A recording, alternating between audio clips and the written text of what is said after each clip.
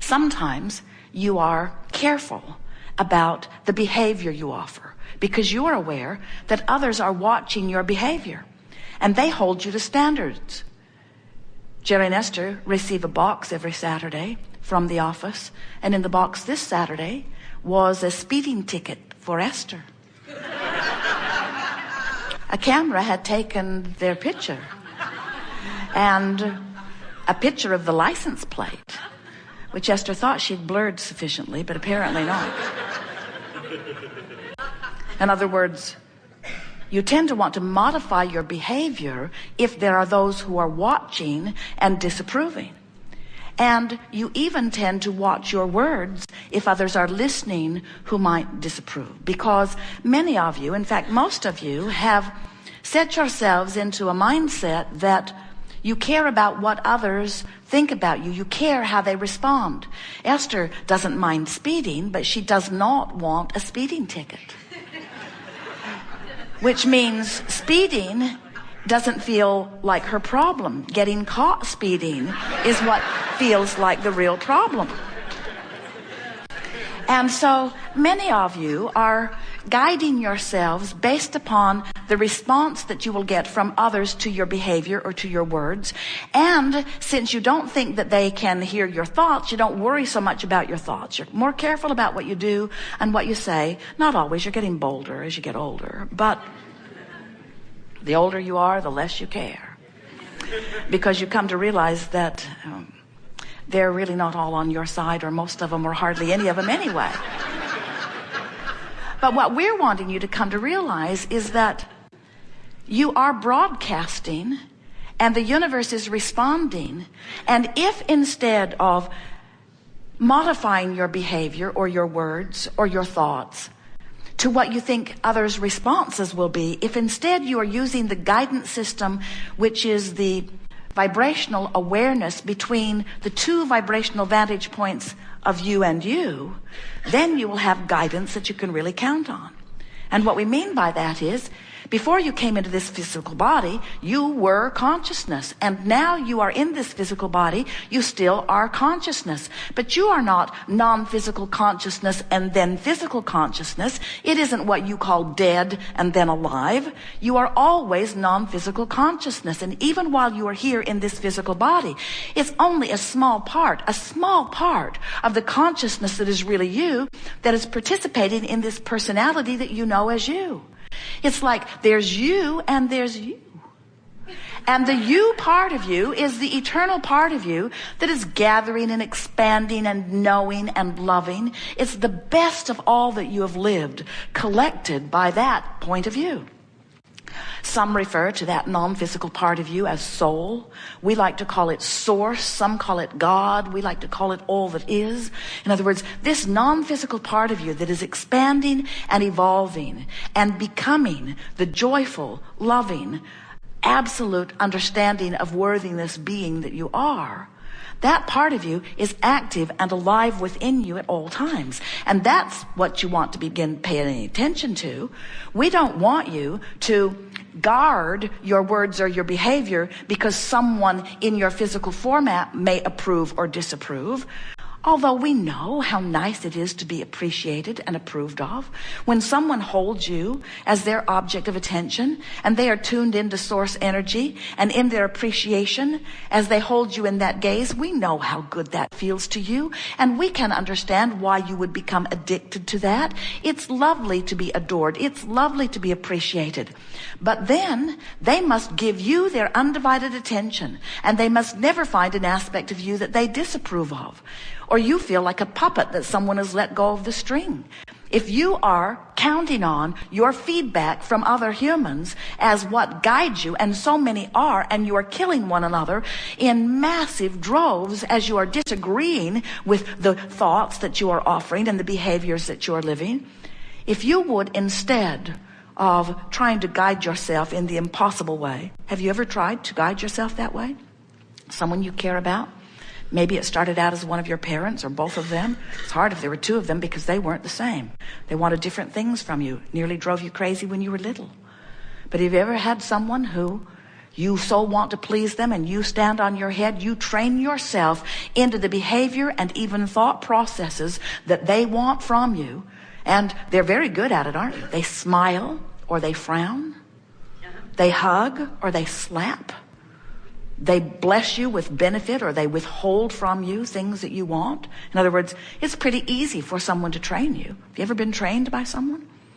And then, just when you thought you were as good as they wanted you to be, they changed their point of view.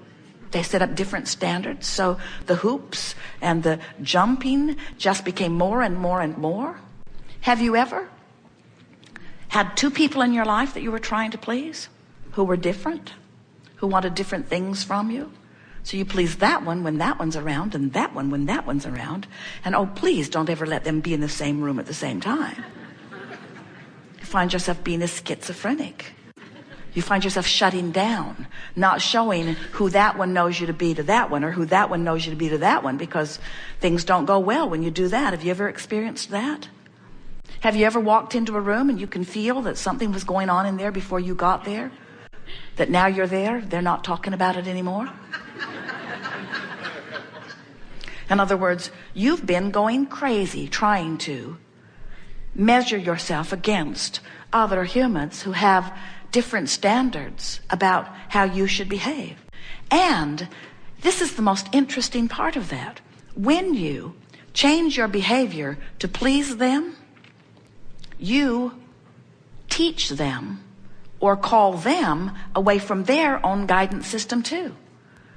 In other words, when you deliberately modify your behavior to try to make someone happy, what you teach them is conditional love. You say, oh sure, I'll do everything in my power to change the conditions so that you can feel better. And unless everybody in their life does that, then they're not that happy, are they? If they need your behavior to change. But when you remember that you were source energy before you were born, and you still are source energy even though you're in this body, and that source energy part of you is love. So when you're focused upon something and not feeling love, you've got two different vibrations going on within you. And law of attraction's response to the two vibrational aspects of you cause you then to feel negative emotion. That's what your emotional guidance is. Your emotional guidance, the emotions that you feel, are your indicator in every moment of how close the thought you're thinking in your physical body right now matches the thought of who you really are. So as we're moving forward here today, we want to show you how to tell your new story. We want you to tell the story of what's over here in your vibrational escrow. You don't need to keep telling the story of why you put it in vibrational escrow. You don't have to explain to the universe. Your mother, we sort of got that. Your mother, you found that if you pleaded a really needy case, sometimes she'd give up the goods. But when you plead a needy case to the universe, you hold yourself in the vibration of need, and the universe, the abundant universe, cannot give you. Your need cannot be fulfilled. Your needs cannot be fulfilled. Need and fulfillment are opposite vibrations on the vibrational scale. If you need it, you can't get it. Isn't that interesting? Jerry and Esther have a lovely friend who's a waiter at a restaurant in Boston. They look forward to seeing him twice a year when they go back, and they eat there every day for the time that they are there. They become very good friends, and he gives them the most delightful experience. There is everything about him that they adore. And on the next to the last night, Esther gave him a very remarkable gratuity. And the next night, he said to them, I don't need that kind of gratuity from you. And Esther said, and if you did, we wouldn't give it to you. We never give out of need. We don't look around for lackful people. It defies the laws of the universe. When you are in your thriving, that's when you draw from us. The more someone thrives, the more we want to play. The more someone needs, the more invisible to us they are. When you are a vibrational match to thriving, you hook up with the other thrivers that law of attraction has amassed in your vibration. When you hook up with needers, You hold yourself apart from the thriving you've asked for, and law of attraction hooks you up with other needers. It's just law.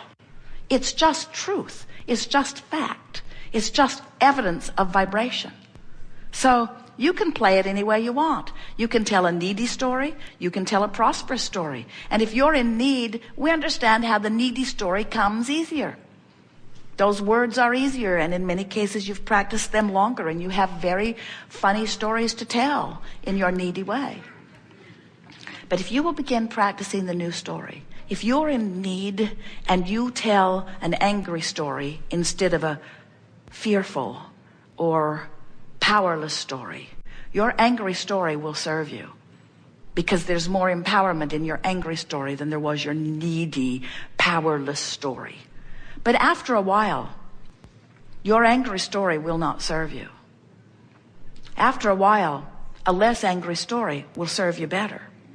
And after a while, a story of frustration will serve you. Now, if you're really feeling powerless, don't try to tell a positive story. You'll choke on your own words and trip over your own tongue. It will backfire, because those vibrational frequencies are too far apart, and you can't fake it. You can't fake a vibration to the universe. So, if you are telling a story of frustration, now try to tell a more hopeful story. And once your hopeful stories on the dominant subjects of your life become normal practice stories to you, when you start feeling hopeful, when you are in a place of hope, you are in the vibrational range of your vortex. And if you can stay there, if you can manage to maintain a hopeful story, I'm really looking forward to wouldn't it be nice if? Wouldn't it be nice if? Won't it be nice when? If you can maintain those good feeling stories, you'll be close enough to this vortex that it will bring you in to where the rendezvous and the things that you've been asking for are. And then, as the manifestations begin to occur, you easily move from hopeful into knowing.